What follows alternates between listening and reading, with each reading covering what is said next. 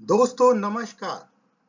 स्वागत है आपका आपके अपने चैनल डिफरेंस बिटवीन पर, जहां हर उलझन को हम आसान और दिलचस्प उदाहरणों के साथ सुलझाते हैं।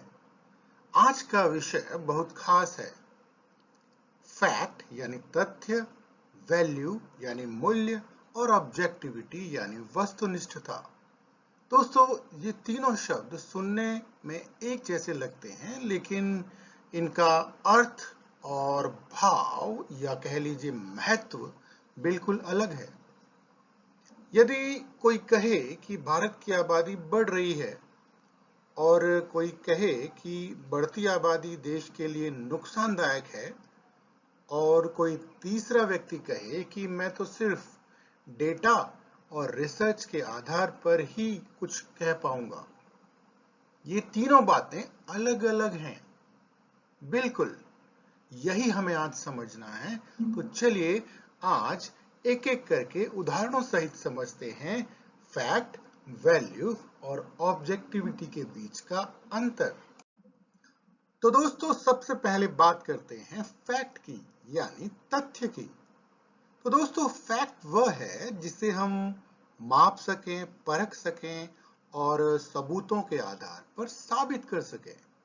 उदाहरण के लिए, भारत की जनसंख्या लगभग 145 करोड़ है। यह एक तथ्य है, क्योंकि सरकारी डेटा और जनगणना से यह साबित किया जा सकता है। पानी 100 डिग्री सेल्सियस पर उबलता है, यह भी मापकर साबित किया जा सकता है। ताजमहल आगरा में है, सबूत मौजूद है, जाकर देख सकते हैं। तो साधारण भाषा में कहें तो फैक्ट वो है जो देखा या परखा जा सकता है। जैसे आप कहें कि कक्षा में 45 छात्र हैं, यह एक तथ्य है, क्योंकि आप छात्रों को गिन सकते हैं। चलिए अब बात करते हैं वैल्यू की, यानी मूल्य की। दोस्तों, मूल्य यानी वैल्यू वह है जो हमारे विश्वास, संस्कृति, नैतिकता या पसंद नापसंद पर आधारित होता है। उदाहरण के लिए, बढ़ती जनसंख्या देश के लिए हानिकारक है, यह एक राय है। जरूरी नहीं कि यह सबके लिए सही हो। शाकाहारी भोजन ही श्रेष्ठ है, यह एक सांस्कृतिक और व्यक्तिगत मूल्य है। इसे वैज्ञानिक रूप से पूरी तरह साबित नहीं किया जा सकता। ईमानदारी सबसे बड़ी नीति है, यह भी एक मूल्य है। दोस्तों, अगर मैं साधारण भाषा में कहूं तो वैल्यू या मूल्य वास्तव में हमारी सोच कि क्या अच्छा है या क्या बुरा है से संबंधित है। उदाहरण के लिए, अगर आप कहें कि कक्षा में 45 छात्र होना गलत है, क्योंकि शिक्षक को इससे पढ़ाने में दिक्कत होगी, तो यह आपकी वैल्यू है, यानी राय है, यह कोई तथ्य नहीं है। अब जानते हैं ऑब्जेक्टिविटी को, यानी वस्तुनिष्ठता को। दोस्तों, वस्तुनिष्ठता यानी ऑब्जेक्टिविटी किसी भी चीज को बिना पक्षपात के सिर्फ तथ्य के आधार पर देखना है। उदाहरण के लिए, एक पत्रकार खबर लिखते समय अपनी व्यक्तिगत राय न दे, सिर्फ तथ्य प्रस्तुत करे, यह वस्तुनिष्ठता है। एक जज साहब अदालत में सबूतों के आधार पर फैसला करें, अपनी व्यक्तिगत सोच को अलग रखें, यह भी वस्तुनिष्ठता है। जनसंख्या बढ़ रही है या घट रही है, यह तय करने के लिए सरकारी डेटा देखना, यह भी ऑब्जेक्टिविटी या वस्तुनिष्ठता है। दोस्तों, साधारण भाषा में कहें तो ऑब्जेक्टिविटी न्यूट्रल होकर सच देखना है।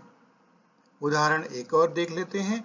कक्षा में यदि 45 छात्र हैं और यह पढ़ाई को प्रभावित कर सकता है या नहीं, इसका निर्णय सिर्फ आंकड़ों और शोध के आधार पर देना ही वास्तव में वस्तुनिष्ठता या ऑब्जेक्टिविटी है।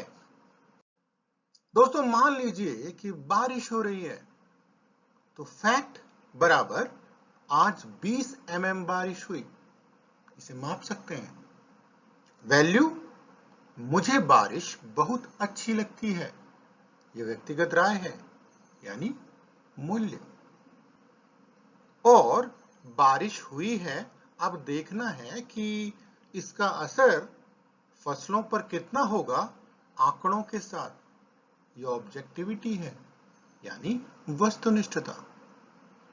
तो दोस्तों, अब जब भी कोई आपको जानकारी मिले तो पहले सोचें क्या यह तथ्य है, फिर देखें कहीं यह किसी की राय या मूल्य तो नहीं है, और खुद को वस्तुनिष्ठ बनाने की सदैव कोशिश करें, यानी बिना पक्षपात के सिर्फ सच पर टिके रहना। दोस्तों, मुझे आशा है आपको आज की जानकारी पसंद आई होगी। अगर पसंद आई है तो वीडियो को लाइक करें, कमेंट करें और बताएं कि अगला विषय कौन सा हो, और चैनल डिफरेंस बिटवीन को सब्सक्राइब करना ना भूलें। तब तक के लिए धन्यवाद। जय हिंद।